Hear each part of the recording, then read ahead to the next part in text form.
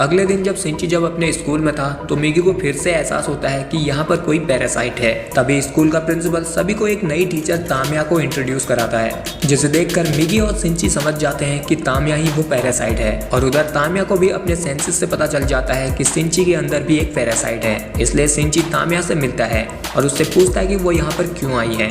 तब तामिया उसे कहती है कि वो उसे डरे नहीं, वो बस इंसानों की तरह जीना सीख रही है। अभी ना यहाँ ऊपर से सातों भी देख रही थी, इसलिए तामिया सिंची से स्कूल के बाद मिलने के लिए कहती है। तो सिंची और मिगी उसकी बात को मान जाते हैं। फिर उसके जाने के बाद मिगी सिंची से कहता है कि उसने पहली बार ऐसा देखा है कि कोई पैरासाइट किसी इंसान को अपने होस्ट बनाकर इतनी शांति से रह रहा है।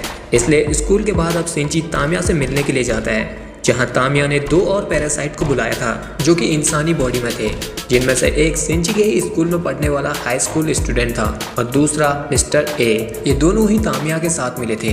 अब यहाँ तामिया सिंची को बताती है कि उन सभी पैरासाइट से मिलकर अपना एक नेटवर्क बना रखा है, जिससे वो एक दूसरे को जानकारी देते हैं और वो लोग इंसानों को मार कर खाते हैं। अब वो यहाँ सिंची को भी अपने साथ जुड़ने के लिए कहती है, पर सिंची उन्हें कहता है कि वो पूरी तरह से उनकी तरह नहीं है, तुम सब तो एक मॉन्स्टर की तरह हो।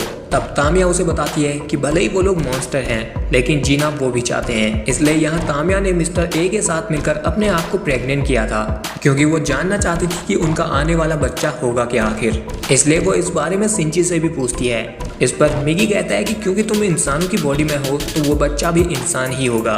तब तामिया कहते हैं कि वो लोग भी एक नॉर्मल जिंदगी जीना चाहते हैं, इसलिए उन्होंने अपना यह नेटवर्क बना रखा है। फिर वो सिंची से कहते हैं कि अगर तुम हमारे नेटवर्क में जुड़ना नहीं चाहते तो ना जुड़ो, पर उनके खिलाफ कुछ भी करने की कोशिश मत करना, नहीं तो वो इस पूरे स्कूल को ही एक ही झटके में मिटा देंगे।